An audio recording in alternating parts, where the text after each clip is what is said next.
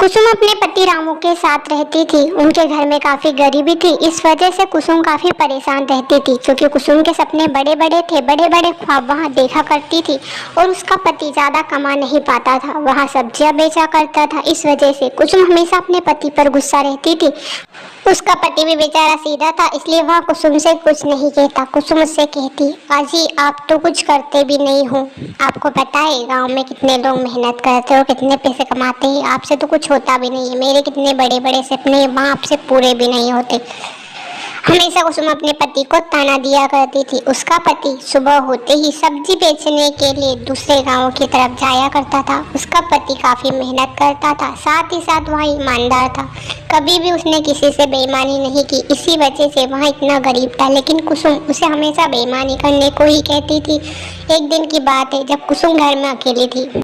कुसुम का सपना था कि उसका एक बड़ा सा घर हो, उसके पास एक बड़ी सी गाड़ी हो। वहाँ हमेशा सपने ही देखा करती थी। दिन में जब भी अकेली रहती थी, वह इतने बड़े बड़े सपने ही देखा करती थी। एक दिन वह कहने लगी, अरे मेरे सपने इतने बड़े बड़े, मेरे पति से तो कुछ होने वाला है नहीं, मुझे ही कुछ करना होगा, तभी जाकर मेरे सपने पूरे हो सकते हैं, वरना वो तो कुछ करने वाले नहीं है। मुझे ही किसी के घर काम पर लगना होगा, तभी मैं पैसे कमाकर सपने पूरे कर सकती हूँ। कुसुम गांव से निकल ही रही होती है कि उसे बड़ी सी कोठी दिखाई देती है, जो बहुत ही खूबसूरत थी। कुसुम का मन ललचाता, वह सोचती है अगर इस घर में काम मिल गया तो बहुत पैसे मिलेंगे। वहाँ घर के अंदर जाती है तो एक सेठ मिलता है। वहाँ उससे कहती है, सेठ जी मुझे काम की बहुत ज़्यादा ज़रूरत हो, आप जो भी काम बोलोगे वहाँ करने को तैयार हूँ, लेकिन मुझे कैसे भी करके आप घर पर काम दे दीजिए, मुझे पैसों की बहुत ही ज़्यादा ज़रूरत थी।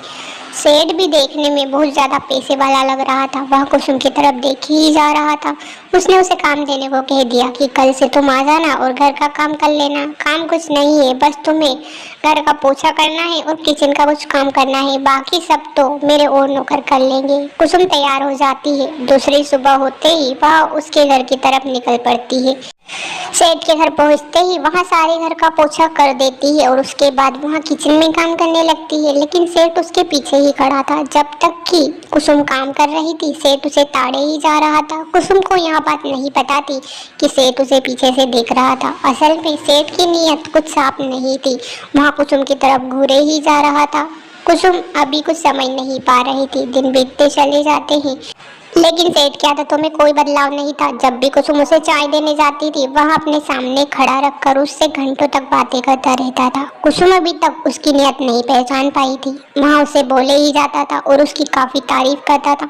कुसुम इसे ऐसे ही टाल देती थी। वह सोचती थी कि सेठ जी उसे पैसे देते हैं और वह अच्छे इंसान है। सेठ उसे सच में भी काफी पैसे देता था, नौकरी से भी ज्यादा उसे पैसे मिलते थे। इस वजह से कुसुम काफी खुश थी। दिन बीतते चले जाते हैं। एक दिन की बात है, जब कुसुम को छिपकली दिखाई देती है, वह दौड़ी दौड़ी चली आती है। उसे छिपकली से काफी डर लगता था। सामने अचानक सेठ जी खड़े हुए थे। जैसे ही कुसुम दौड़ती है, वहाँ सेठ जी को देखती है। उसे छिपकली से काफी डर लगता था, इसलिए वह सेठ जी को कस के गले लगा लेती है। अब सेठ को और भी ज्यादा अच्छा लगने लगता है और वहाँ कुसुम से और भी ज्यादा बातें करने लगता है। अब तो वह कुसुम के जैसे पीछे ही पड़ गया था। कुसुम को अभी तक यहाँ नहीं पता था।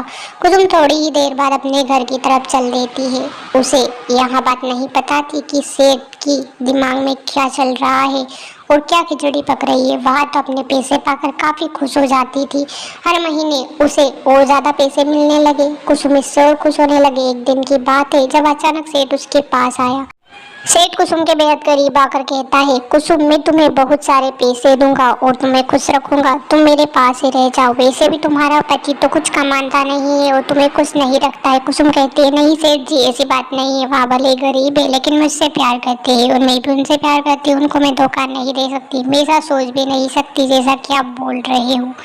सेठ जी कुसुम को गुस्से भरी निगाहों से देखता है और थोड़ी ही देर बाद उससे कहता है, कुसुम कल से तुम मेरे घर पर काम पर मत आना, मैं तुझसे अच्छी और सुंदर नौकरानी ढूंढ कर बता दूंगा। कुसुम को भी अब यहाँ काम नहीं करना था, इसलिए वहाँ भी मना कर देती है और वहाँ अपने घर पर चली जाती है।